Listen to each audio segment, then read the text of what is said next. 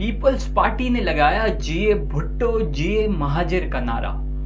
कराची में जो लोग रहते हैं उनसे ये शिकायत हुआ करती थी कि ये लोग कौमी धारे में नहीं आते, यानी मुल्कगीर सियासत नहीं करते।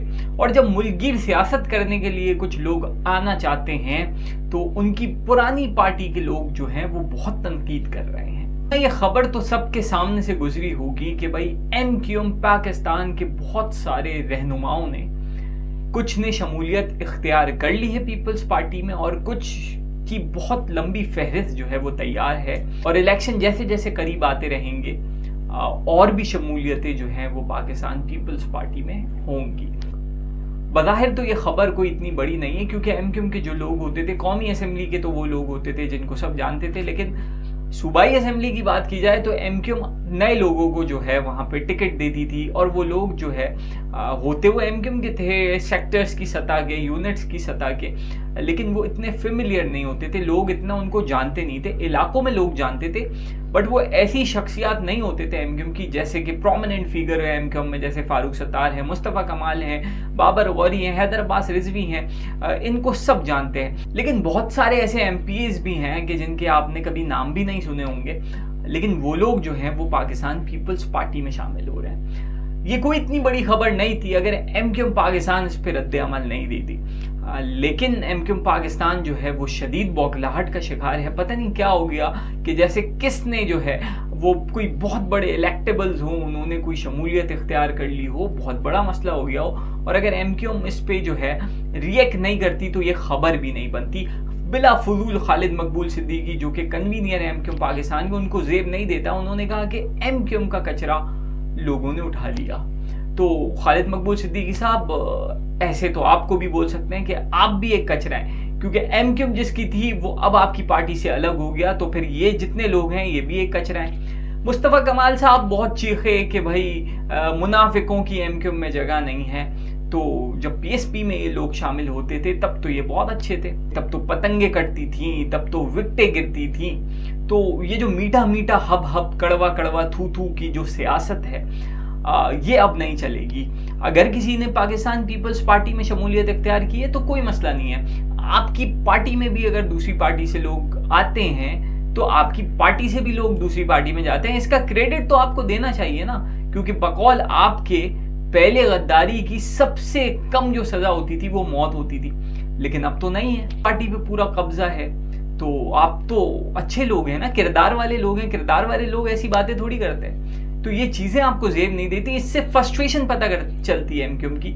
अगर उर्दू स्पीकिंग कम्युनिटी का कहीं से भला हो सकता है, अगर पाकिस्तान पीपल्स पार्टी में जाने से उनके मसाइल हल हो सकते हैं, क्योंकि ये लोग कोई इतने बड़े इलेक्टेबल नहीं है। आज अगर इनको पाकिस्तान पीपल्स पार्टी टिकट दे दे तो शायद ही इनको, या तो टिकट मेरे हिसाब से तो नहीं मिलेगा, और अगर टिकट मिलेगा भी तो इनकी जीत की कोई गारंटी नहीं होगी। तो ऐसे लोगों पे रिएक्ट करना बनता नहीं है, क्योंकि ये इनका हक है। किसी का भी पाकिस्तान में रहते हुए किसी भी पॉलिटिकल पार्टी में जा सकते हैं, क्योंकि नजरियाती लोग अब पाए नहीं जाते हैं सियासी जमातों में।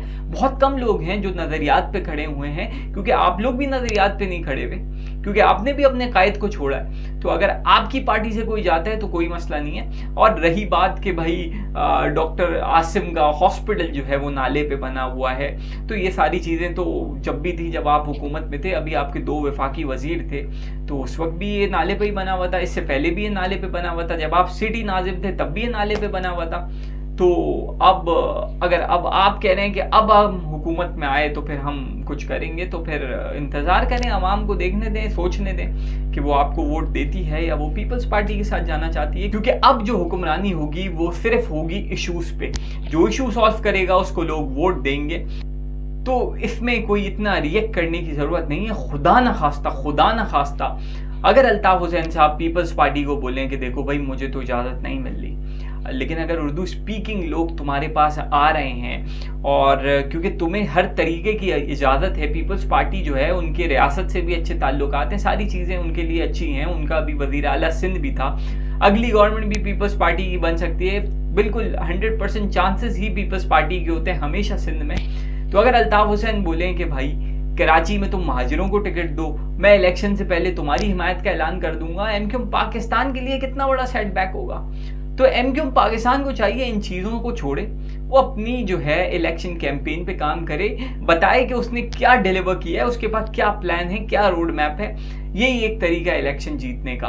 अब अगर आप रोते रहेंगे ना कि अल्ताफ हुसैन को रोते रहेंगे, या आप ये कहते रहेंगे कि यार फला बंदा जो है इसके अल्ताफ हुसैन से ताल्लुकात हैं, तो फिर आप रोते ही रहेंगे। आपकी सियासत जो है वो कल भी अल्ताफ हुसैन के गिर्द घूमती थी, वो आज भी अल्ताफ हुसैन के गिर्द घूमती है। और हकीकत यही है कि कराची का पूरा मंजरनामा अगर आप उठा के देखा जाए, तो अगर आप एक शख्स को कराची से अलग करें जो कि अल्ताफ हुसैन है, तो फिर इस जगह पे कोई चीज़ नहीं बचती है। तो जज्बात में आने की कोई ज़रूरत नहीं है मुस्तफ़ा कमाल and company, Khalid Maqbool and company को, क्योंकि वो कहते हैं ना भाई, जमहूरियत ही बेहतरीन इंतकाम है। तो आप भी इंतकाम वोट के ज़रिए लें, और अगर आपकी पार्टी से कोई दूसरी पार्टी में जाता है तो जाने दें, क्या फ़र्क पड़ता है।